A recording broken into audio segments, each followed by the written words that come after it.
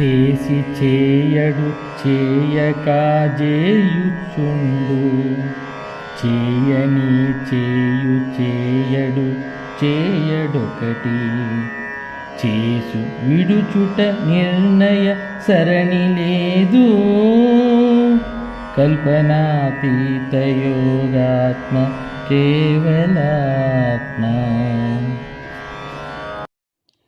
చేసి చేయడు చేయక చేయుచుండు చేయనే చేయు చేయడు చేయడొకటి చేసు విడుచుట నిర్ణయ సరణి లేదు కల్పనాతీత యోగాత్మ కేవలాత్మ. జై నిజ గురుభ్యో నమః. శ్రీ బాలరామ పండితుల వారి కేవలాత్మ శతకం 36వ పద్యం. ఆ శరీరి సద్గురు సార్వభౌములైనటువంటి వారు జనన మరణ భ్రాంతి రహితులు ఎలా ఉంటారు అనేటువంటి విషయాన్ని మనకు సుస్పష్టంగా తెలియజేస్తున్నారు బాలరామ పండితులు తన యొక్క అచల సాహిత్యం ద్వారా. ఆ లక్షణాలు తెలియజేస్తున్నారు. అయితే లక్షణాలైతే తెలియజేస్తున్నారు, కానీ అది గమనించవలసినది, సునిశ్చిత పరిశీలన చేయవలసినటువంటిది నేను చేసుకోవాలి. ఎలా ఉంటారంటే వారు చేసి చేయడు చేయక చేయుచుండు. ఇక్కడ చాలా కారణం అత్యంత సూక్ష్మ మేధా విధానంతో యోచించగలగాలి. చేసి చేయడు అన్నీ చేస్తూనే ఉంటారు. గురుదరి చేరక మునుపు ఎలా ఉన్నారో అలానే ఉంటారు.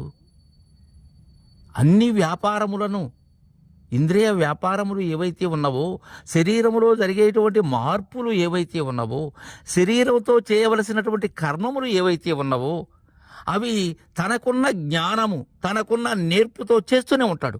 అయితే చేయక ఉంటాడు.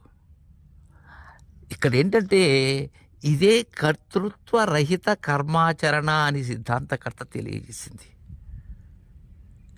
నేను చేస్తున్నాను అనేటువంటి భావన లేదు, నేను చేయకూడదు అనే వైరాగ్యము లేదు.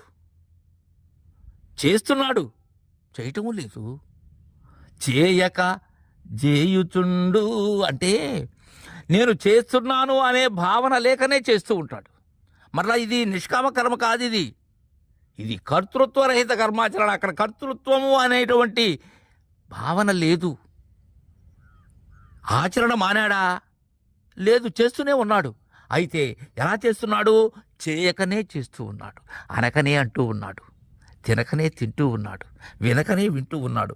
చేయనే చేయడు చేయనే చేయు చేయడు చేయడొకటి చేయనే చేయు చేయకనే చేస్తూ ఉన్నాడు. అందరికన్నా మిక్కుటంగా చేస్తూ ఉంటాడు. సిద్ధాంత వాక్యం. ఏ విషయంలోనూ తగ్గడు. వారు నిజమైన పరిపూర్ణులు. వారు చేయడు చేయడొకటి, నేను ఇది చేస్తున్నాను అనేటువంటి ఆ భావన, ఆ స్ఫురణ అది లేదు వాడికి. ఆ మహనీయునికి అలాంటి స్థితి లేదు. ఒక్కటి కూడా చేయడు. చేసు విడుచుట నిర్ణయ సరణి లేదు. ఇది చెయ్యాలి, ఇది విడిచిపెట్టాలి, దీన్ని విసర్జించాలి, దీన్ని స్వీకరించాలి, ఇది సరైనది, ఇది సరైనది కాదు, ఇది మంచిది, ఇది మంచిది కాదు, దీనిని స్వీకరించాలి, దీనిలో మనం మమేకం కావాలి, దీనితోనే మన మనుగడ కావాలి, వీరితోనే నా యొక్క సయోధ్య కావాలి, వీరితోనే నాకు విరోధం కావాలి అనేటువంటి చేయటం, విడిచిపెట్టడం, వైరాగ్యం కానీ స్వీకారం కానీ ఇవి రెండు లేవు. ఎందుకని? నిర్ణయ సరణి లేదు. అక్కడ నిర్ణయం నాసి సర్వదా. నిర్ణయము అనేటువంటిది దేనితో కావాలి? నాతో. నేను ఉన్నట్టయితే నిర్ణయం. నేనే లేనప్పుడు నిర్ణయం ఏమున్నది? ఇంకా చెప్పాలంటే అక్కడ పరిపూర్ణము లేదు, ఎరుక లేదు, రెండూ లేనటువంటిది అది. ఏమో అది అందరిలాగనే, కానీ అందరిలో భిన్నమై ఏమీ కాక, ఏమీ లేక, ఏమీ రాక, ఏమీ అనక, ఏ పద్ధతి లేనటువంటి వారు పరిపూర్ణులు. కల్పనాతీత యోగాత్మ కేవలాత్మ.